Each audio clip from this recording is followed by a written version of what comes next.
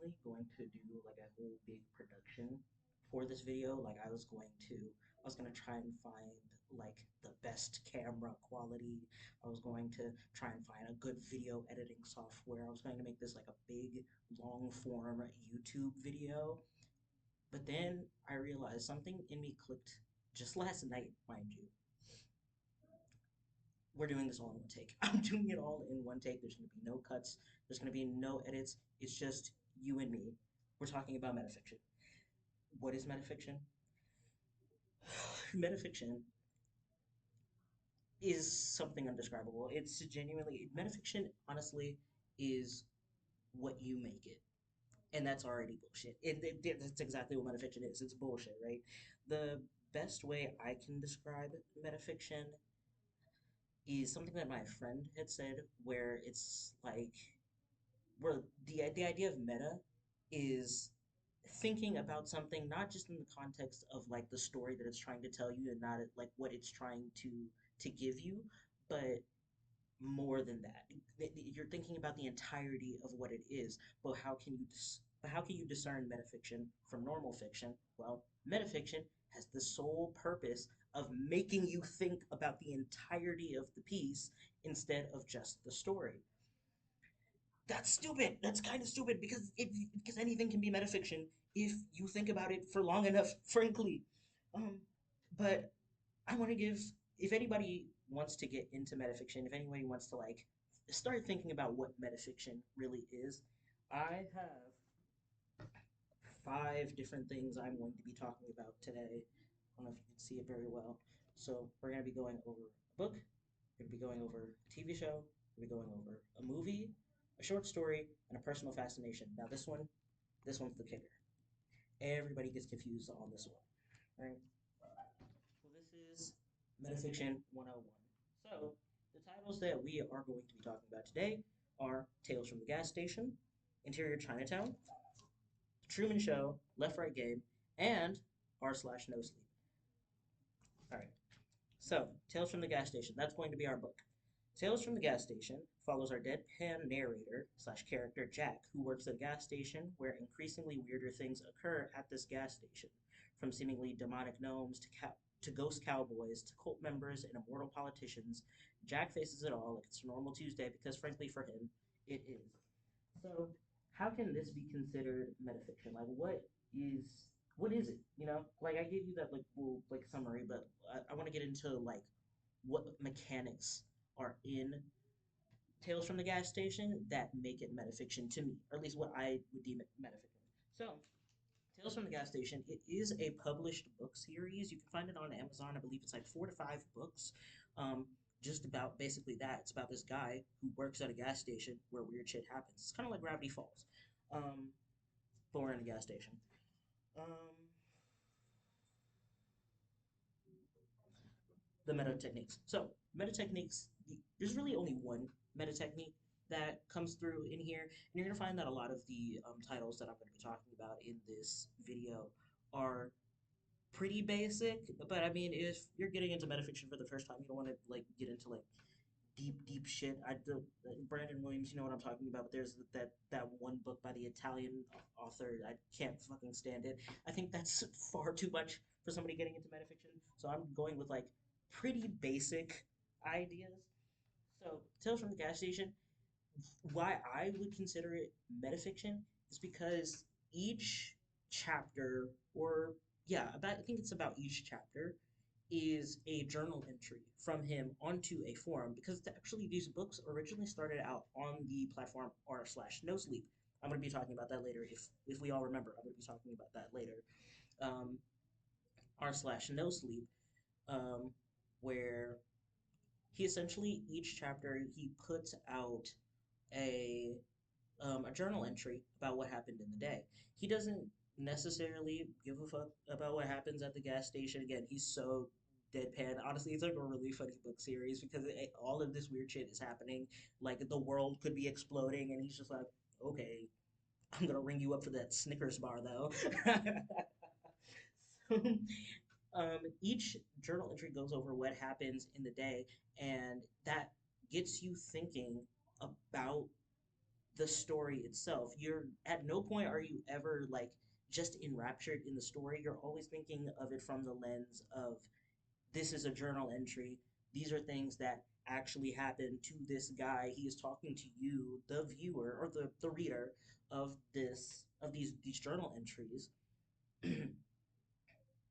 And he doesn't like okay,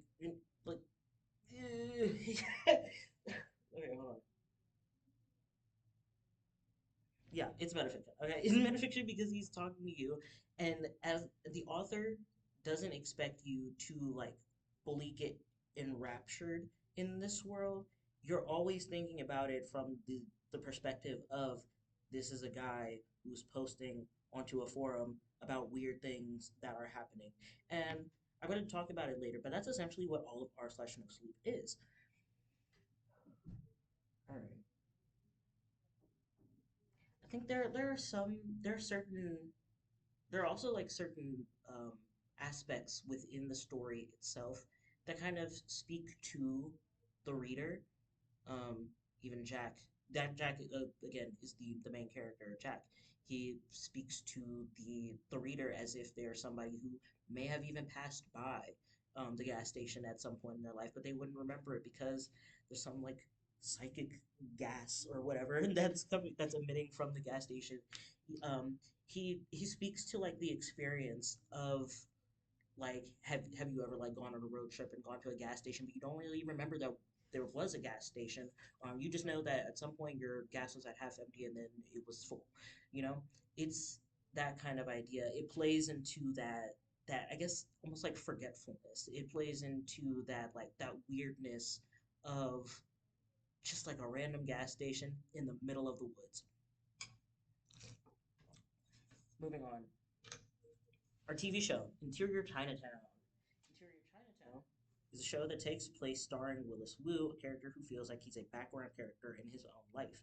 Willis wants something more out of life, a chance to be more than just a waiter in a rundown Chinese restaurant, but more importantly, he wants to be able to find out what happened to his missing brother. Now, this show, I love this show so much. I love it down. This is so good. So, Interior Chinatown, again, essentially just what happens there, except Interior Chinatown plays into like the TV show, crime show aspect. Again, Willis Wu is a character who believes that he is an extra, a background character in his own life, and he wants to be more than that. He wants to not really be the star, not necessarily, but he wants to be seen. He wants to be noticed. He wants to be more than just a guy that's walking by, right? And the show plays into that. Again, they use the some techniques that they use in the show, um, like revolve around like the cinematography of like just the show itself. Like you never there's like exactly one time where you see a cameraman in this show, and it's not even and honestly it breaks your world a little bit because at no point do you ever see the cameraman, but the cameraman is so present within the story that it feels like more than just a TV show.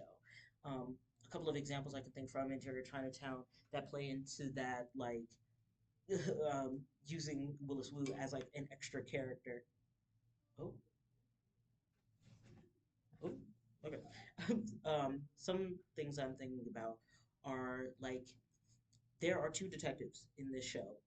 Black was it Turner and Green. Turner and Green, who are starring in this show, Black and White. It's a crime show about these two detectives who are busting the crime in town. Um, they're um, they're trying to solve the missing case of a woman who had passed by. Willis has seen this woman and attempts to try and stop it somehow, but it's almost as if the environment itself prevents him just because of the role he plays within the universe. He is, for all intents and purposes, a background character. So there is nothing that he can really do up until like I think episode 4 or 5. It's like a 10 episodes in the show. It takes 4 to 5 episodes for him to be even a little bit more than just a guy walking by and taking out the trash. For example, in one of the very first scenes, Turner and Green, the detectives, they're talking about the missing woman as if it were like a crime show. It was very parodying a crime show, like that, very much like we gotta find the victim. See, like that type of like crime show like essence, that vibe, that aura. And in the background, honestly, it took me 30 seconds to be able to actually see what was happening past Turner and Green, just talking about this missing woman and what they're going to do and their plan of how to find her, to realize that in the background, literally in the background, is Willis Wu, but in the restaurant trying to bust out of the door. He can't get out of the door because he is a background character. The only It's locked from the inside. That doesn't even make sense. He's inside of the restaurant and he can't open the door to tell them what he saw. Only when Turner and Green leave the scene is he able to open the door as if it was nothing.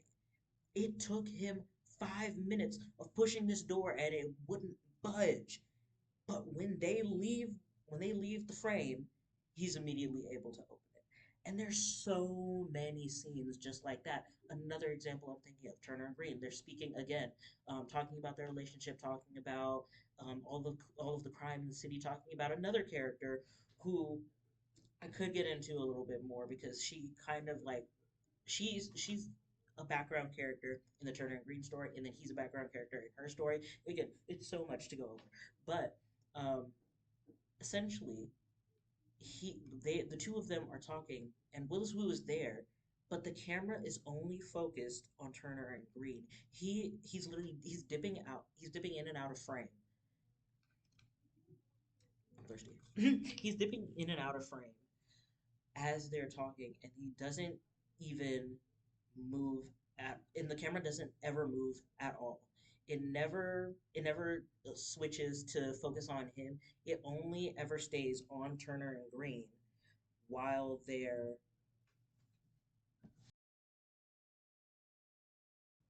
okay. I lied. One cut. So, anyways, moving on. Turner and Green again. They're speaking, and the camera never leaves them. He is dipping in and out of camera. He's literally walking in between them as they're speaking. They are like literally 5 feet apart, and he's walking in between them. And never once does the camera ever acknowledge him. Only again, when they leave the frame, does the camera acknowledge Willis Wu. He is not a main character in his own story, and the cinematography acknowledges that. All right, so a movie now. The movie I chose for this, the movie that I think is good for metafiction and getting into metafiction, and one that made me realize exactly what metafiction is The Truman Show. The Truman Show, in this movie, we follow Truman, and that's literally it. In this world, there is a long running TV show about the ins and outs of Truman's life. He, of course, doesn't know that his entire life is being globally televised, and we're there the entire time as he figures out that from the moment he was born, every event in his life has been scripted.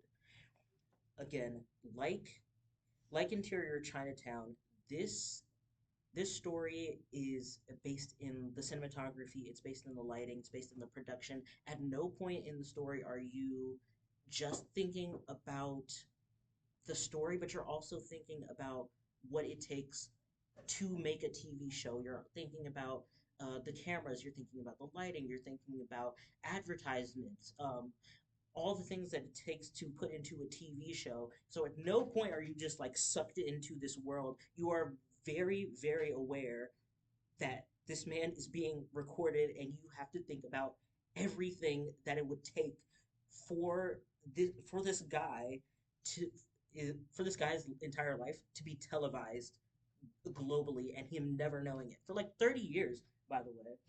um, uh, the opening scene of the Truman Show starts with like a gigantic like studio production like falling from the heavens in onto the street right in front of Truman.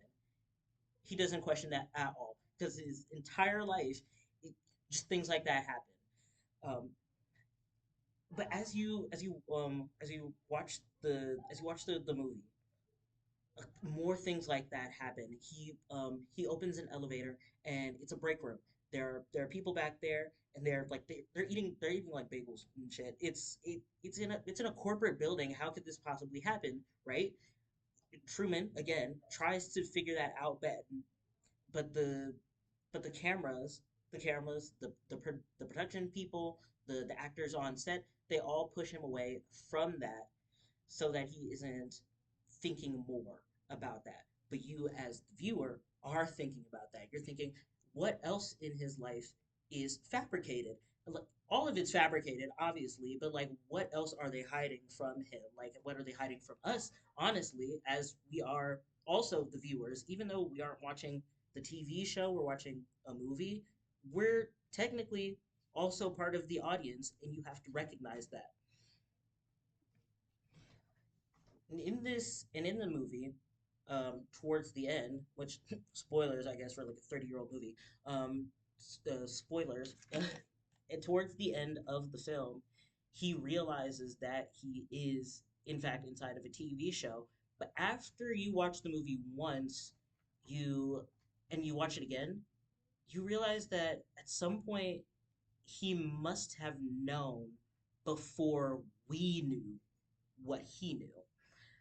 Also, another cool meta technique that they use in this movie is that we only ever know Truman's thoughts when the camera is on him, and we don't even really know what his thoughts are because again, it's just a camera following a guy. Even the camera recording the movie, not the show, it's basically one and the same. So we're following this guy as if we were watching the TV show. So we don't actually know what he's thinking, as opposed to like a normal movie where like, oh, we have like the internal dialogue of the character.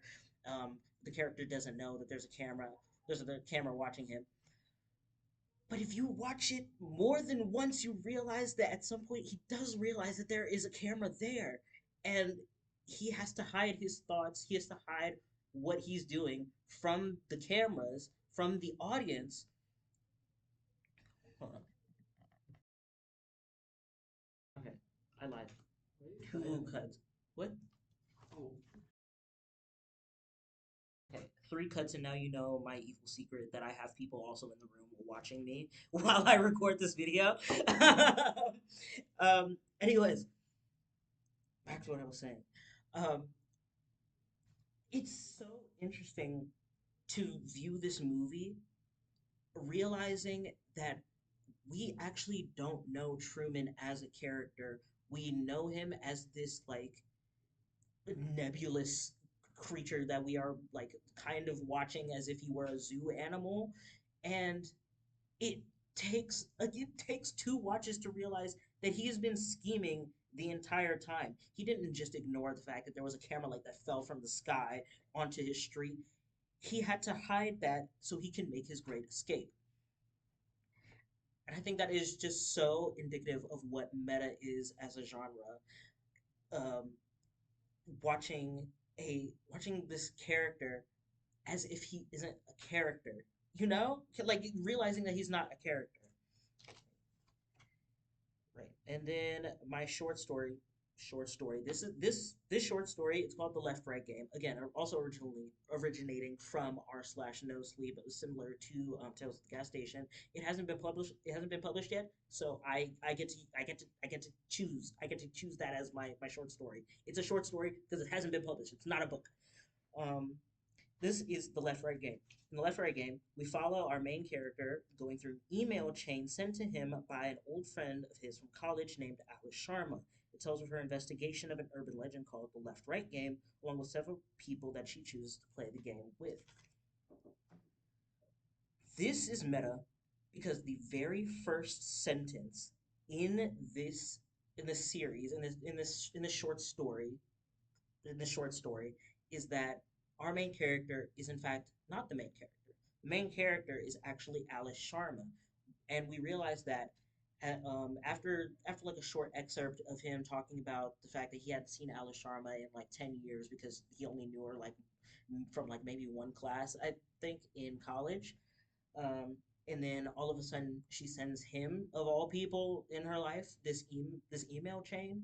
Um, Again, similar to Tales of the Gas Station, they're journal excerpts about the things that she experiences while playing the left right game. And after that excerpt, we realize that our main character is actually Alice Sharma, but we aren't following her in the present. We're following her from the past, also kind of the future. Honestly, it's it's strange. It's very strange. Um, but I think that even though that's like pretty much like the only meta technique that we really have here, I think that it's enough to consider it metafiction, at least in my eyes, because when I'm reading it, I'm only thinking about the fact that this is an email chain, so all of the events that we're reading through are over. How does this end?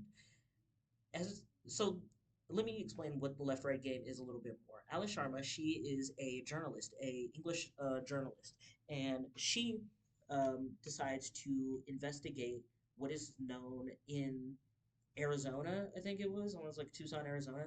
What is known as the left right game, an urban legend where if you make a left turn, then a right turn, a left turn, and a right turn ad infinitum, you will like break. You'll find yourself in a place that is previously never known, basically a different world. And she does find herself in a different world, and she goes along this journey with um namely Rob Guthard. He's like the deuteragonist, and like I want to say like six other people. And as they go through this, as they go along playing the left right game, turning left, turning right, following the rules that Rob Guthard knows for some reason. That's a mystery as well. We don't know why. Why does he know? Why does he know the rules that are in this game? If this is his first time also playing the game, or think I don't think he lied like that. I think he did say it was like his second time, but he knows a lot of these rules. Let's not get into the mystery of that.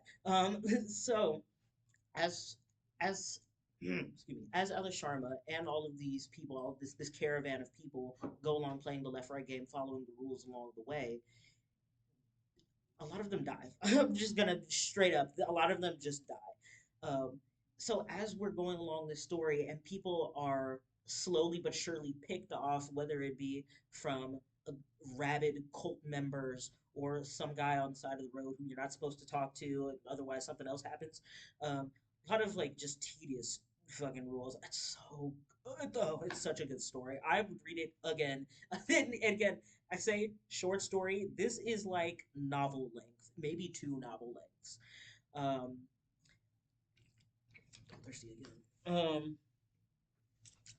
But as we're going along this journey, and these people are getting picked off, you start to think, how does Alice get out of this? The email chain had to get to him somehow.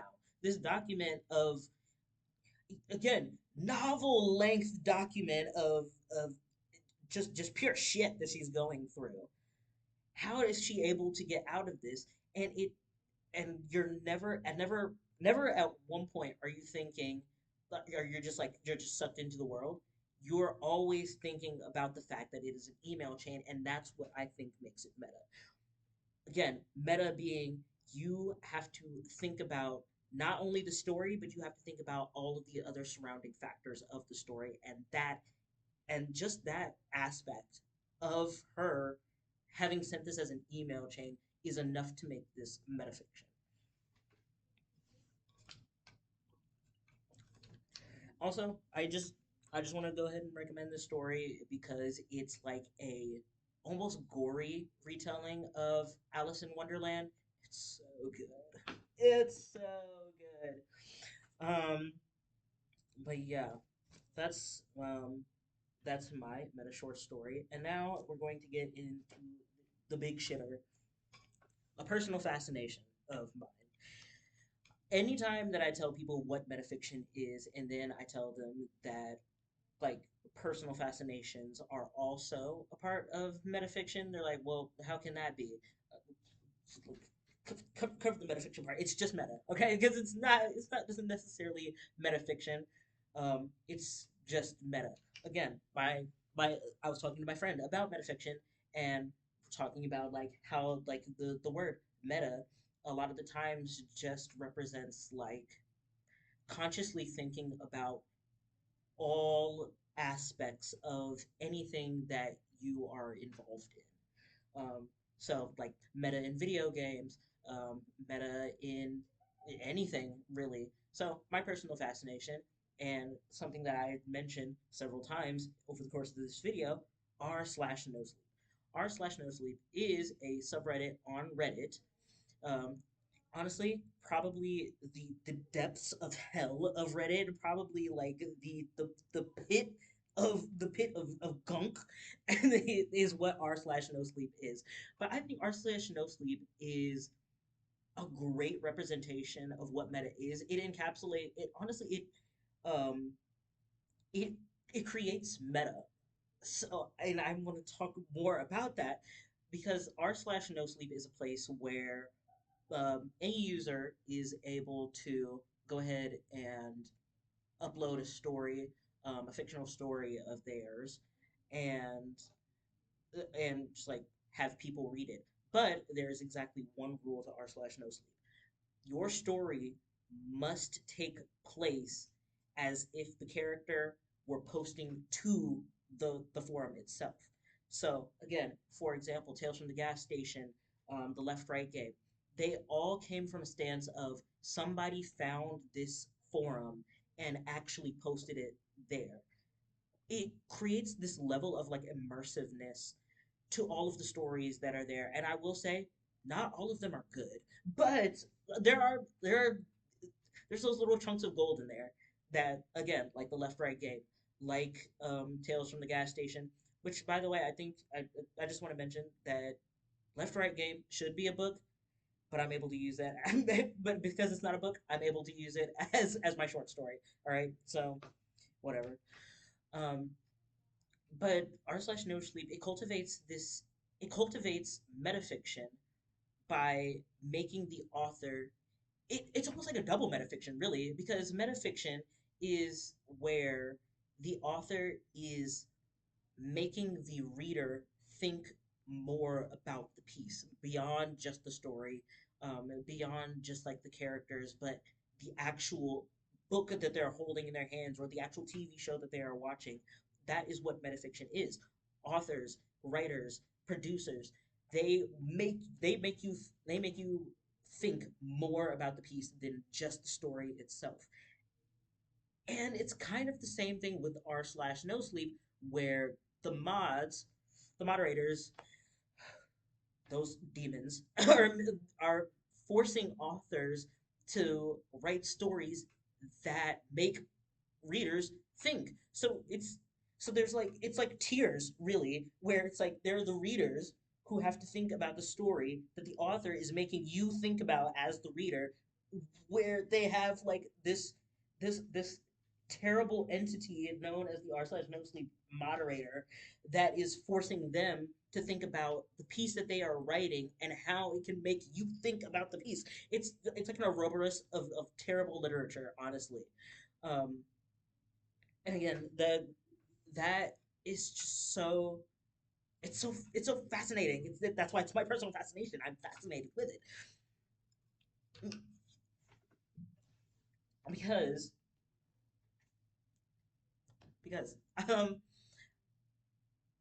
I think I say all of this to say that r slash no sleep has it has such an energy about it. A lot of it is negative, but it cultivates metafiction, this genre that like nobody's ever heard about. Every time I mention that I'm taking a metafiction class, people are like, "Well, what is that?" Like my mom, she's like, "I'd never heard of what metafiction is," and I think it's so interesting that they're cultivating or like growing this idea of metafiction without even realizing it. I'm realizing that at no point do they ever say that r slash no sleep has to be metafiction.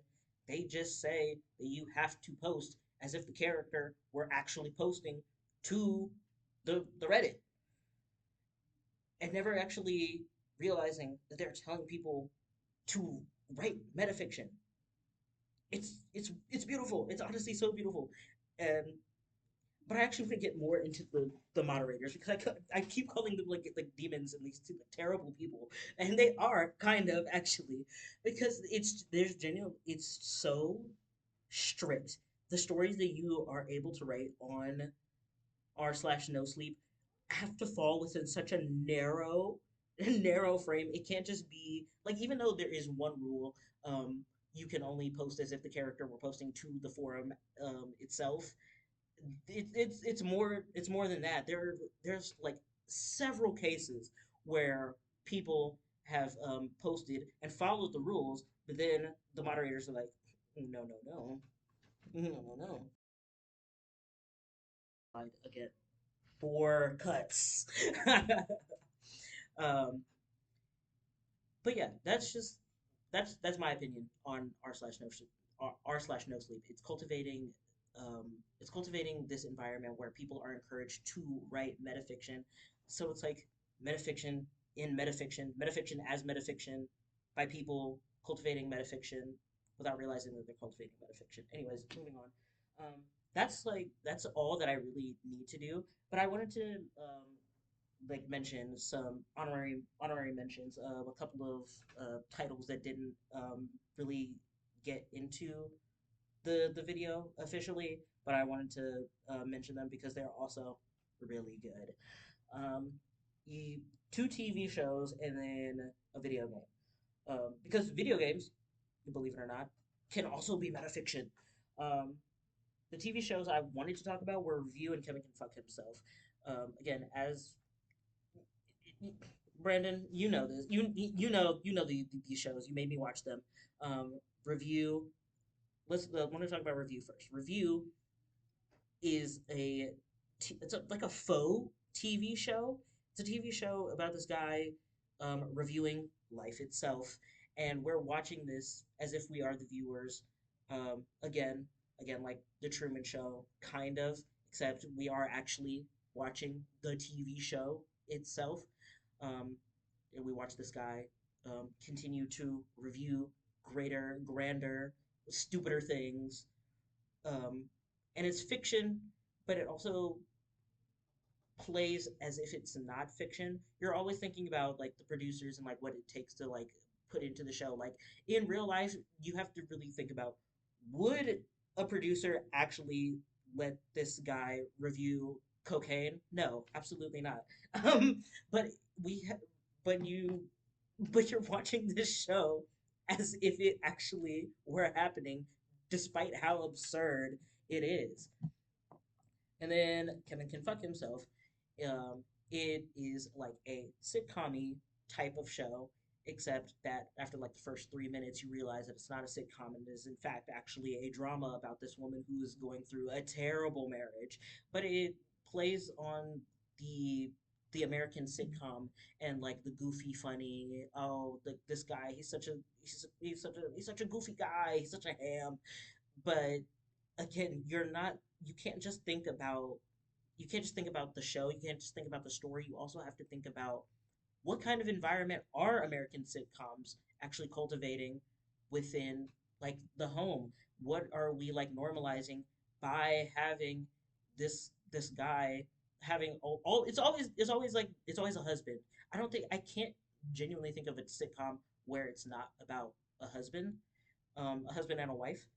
Um, we have to think about like the husband character in these American sitcoms and what kind of person he actually is behind the scenes after the camera pans away from him, after all of his goofy shenanigans happen. Who's cleaning up the mess afterwards? It's the wife. And that in the show does a very good job of showing that not just through the story again, but through cinematography, through lighting, through framing. There's even canned laughter that it just like it evaporates sometimes, and maybe it's just me, maybe I'm just hearing things, but sometimes in the show I think I can hear canned laughter coming from the room that Kevin is in, even though we're um, focused on his wife. And then, last but not least, a video game that I wanted to talk about in regards to metafiction, Deltarune. Deltarune being the second iteration of Undertale. I think both of them have aspects of metafiction, but I think Deltarune does it better. Only because you're always you're always thinking about the soul being the player essentially. At the beginning of the game, you make your character like you do in any normal video game. Like you change the hair, excuse me, you change the hair, you change like your clothes, you change the face, the smile, things like that. And then at the end of it, none of it fucking matters because the story itself tells you that you don't get to choose who you are. You are the player. You don't get to choose the vessel that you inhabit, essentially. And all throughout the game, there are more bits and pieces of that. I want to say that it's in like the third chapter of the game, the third or the fourth chapter of the game, where where our character Chris um, literally rips out the soul, the player, you, and throws them somewhere else, and then we have to play as the soul, and Chris is just like meandering about. Previously, we've always just played as Chris, and there was no, well, I mean, there's always been a question about it, but in this scene, Chris literally rips you, the player, out and frees themselves essentially. So now you have to question, why are they letting us pilot them as this vessel?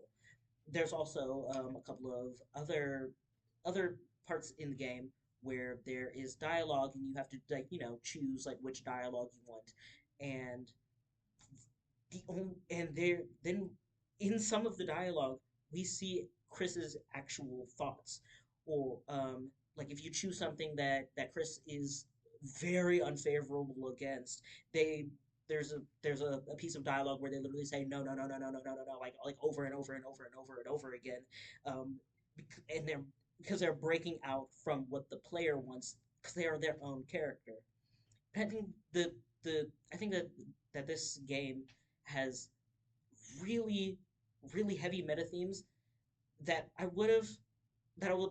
honestly I probably could make a whole video about, just going in depth, like about like the character and like the choices that you make, and the choices that the character makes, um, and just like their motivations and things like that. But that's not what this video is. This video is the Metafiction Starter Kit, and I've given you your Metafiction Starter Kit. Tales from the Gas Station, Interior Chinatown, Truman Show, Left Right Game, and R slash No Sleep, which I implore you to go explore R slash No Sleep. Every story in there is a gem, even if it's absolute dog shit. Um, it's such a beautiful place to be on the internet, even though, again, it sucks ass. Um, but yeah, that's my metafiction starter kit. I implore you to go explore those for yourself. Um, Brandon Williams, you should play Deltarune and get more into Homestuck also. Bye.